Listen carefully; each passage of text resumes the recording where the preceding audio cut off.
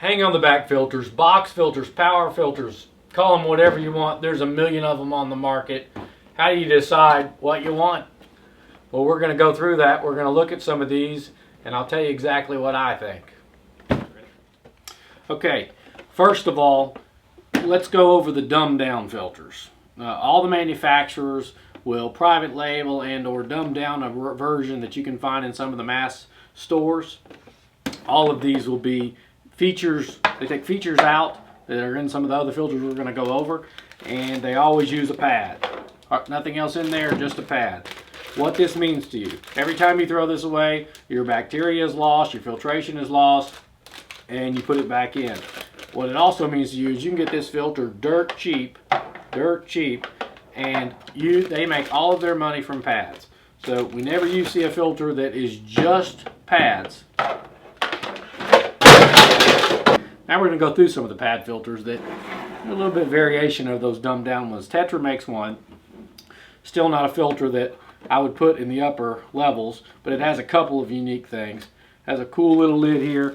They use a double pad. So you got this thick pad here, carbon in the middle. Here's the problem with this.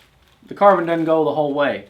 Just a couple little pieces here and there. Not very good carbon filtration. So that's, again, you got an expensive pad you got to buy, not very good carbon filtration. They attempt to do a little biological filtration with that. There's not enough surface area in there to amount to much. It's better than what we threw in the floor, but still we got to say no to this. This is not something for any serious hobbyists. This is just designed to look kind of cool and be something to get you buying something to buy pads later. So we'll say no to this one. Now there is a unique pad filter that I think is worthy of some applications, and it's Marina. Hagen makes this product, and what's amazing about it, it's little, it's skinny. So if you need something that's really skinny, this has a purpose. And the other thing that's nice is it uses 3 pads. So you're still going to have the money in pads. They're not large pads. This is for a small aquarium. They're not that expensive. It's not going to have near the biological capacity of some of the filters we're going to talk about later. But when you go to change these, don't change all 3 pads. Always leave a dirty pad in there so you don't lose your biologic filtration, or rotate them. Change 1 at a time or 2 at a time, but never 3 at a time. But I can see how this would have appeal to some applications, again, just because it's called Slim and it is the skinniest filter out there. So that filter, I'm not going to throw that on the ground either, because of all the pad filters, that is at least unique and serves a purpose. From there we go to the Aqueon. In Aqueon, they did some things, and they added some really cool features. Initially, I think this filter was made in Italy, and now they are making it in China. But it was the first one to really use an auto priming pump. The pump's a little bit louder than what I like, but it does self-prime, so you just hang it on the aquarium, it'll just start. Again, we're using pads, so not very excited about that. That's costly to change out. They added a second little bit of filtration right here. I would argue that's not hardly enough to do much of anything, and it's something else you can buy, and that's supposed to be your biological filter. Again, very low surface area, just plastic. It's not porous. It's better than nothing.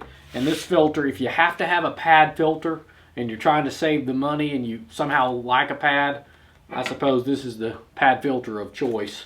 It does work, it does run. We've used them for years. They've recently added a little LED indicator at the top. That's very concerning to me. It uses batteries, so it's not going to shock or do anything terribly bad. But don't ever use this in salt water. The salt water creep's going to get down in there. That's not waterproof. There's no O-ring seal. It's going to ruin it in no time. I don't even know if they suggest this be used in salt water. We would never use or recommend a padded filter for salt water anyway. But it is interesting. It uses 2 contacts, and when the water gets up and touches the 2 contacts, you get a little red light and it says, "Hey, clean me." That's it with what I'm going to call mainline pad filters. Then we look at the Penguin Bio Wheel.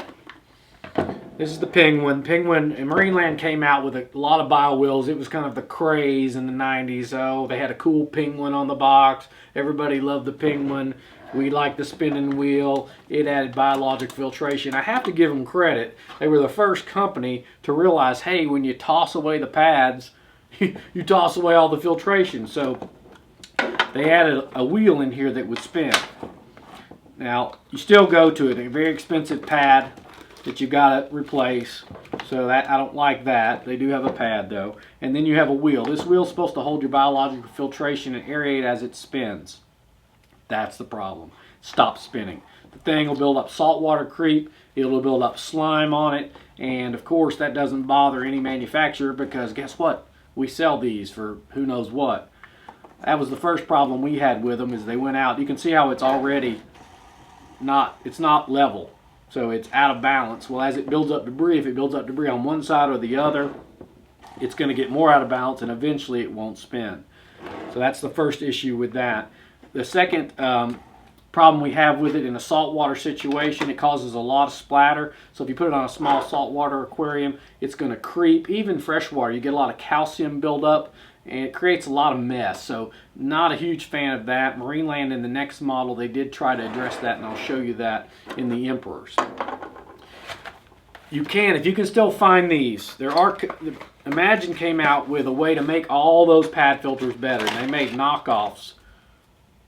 A replacement pad, this fits the Penguin, and it was a nice clam. So what you do is you buy this pack, and then you didn't have to rebuy the plastic again, so you weren't throwing that away. And you had this really full carbon polyester, and then a sponge. You could rinse the sponge. You could take the sponge out, put multiple sponges in there. You would keep some of your biologic filtration, and when that's clammed together, no water could bypass the carbon. It pushes out pretty firm. And this was a way to upgrade all these filters. And if you can find these in the market, buy them. They're hard to find, but they are worthy. If you have one of these filters, you can make them more efficient. The Emperor's the next filter, and what I give credit for this is it is a beast. It is a very large filter, one of the biggest ones out there, except now the large Tidal would be competing with this. But it has 2 bio wheels on it. It has 2 pads on it. It has these clams. Thing with these clams, it only fits you can only use it with certain types of carbon that are big enough and won't go through it. But it is a step up. So you have a total of, you can run 4 pads, or you can run 2 pads and 2 clams. And when you buy this filter, you get a spray bar. So one of the things with this big siphon tube is very hard to start. We have lots of trouble with it starting all the time, and customers will call and say, gosh, what's going on? And it's hard for them to get that primed. Second, you can dial in and adjust this, which means there's another issue there. They get out of adjustment. People don't know how to keep them spinning. Causes even more saltwater creep. Never use this on a saltwater aquarium. And guess what? These big pads are great. They last a long time, and they're the most expensive pads that you can buy. So this is the most expensive filter to use day in, day out. So I wouldn't buy this. I wouldn't use this either. And that's the last of the pad type filters we're going to talk about. Now we get into some of the hang-on filters that are worthy of looking at. AquaClear, been around for a long, long time. And then the Fluval version of it, both from Hagen, been around for a long, long time. Pumps, motors, made in Italy, so they're a little bit better than what's out there. The AquaClear is just a workhorse. You buy this, and it comes with sponges, biological media, and carbon in this little pull-out tray. It's not auto-priming, it's not self-priming, so you have to fill it with water, then start it. The pumps last a long time, they work really well.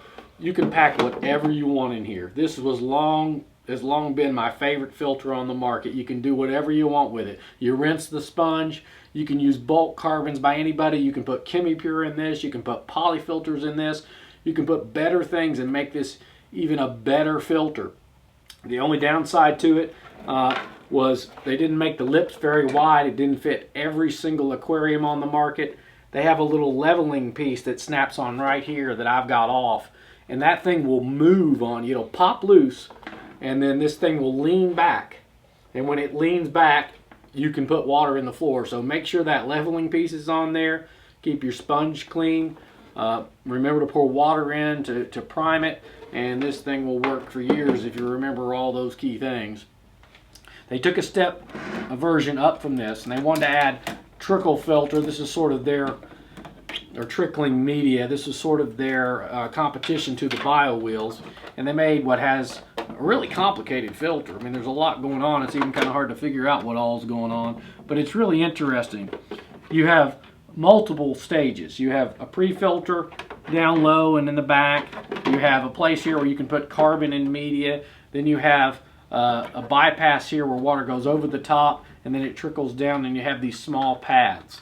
So you've got biological media inside this, pre-filtered there. You've got more media there, and then the pad in the back. Disadvantage of this is it goes back to pads and lots of products that you can only buy from Hagen. You cannot customize this filter at all. So that's the disadvantage to it, but it actually works really well. There's so many stages in it.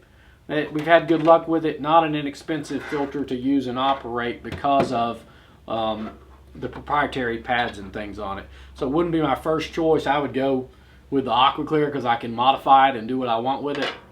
But this is a very unique product, so I wanted to mention it by Fluval, which is also Hagen. Again, pump motor made in Italy on that.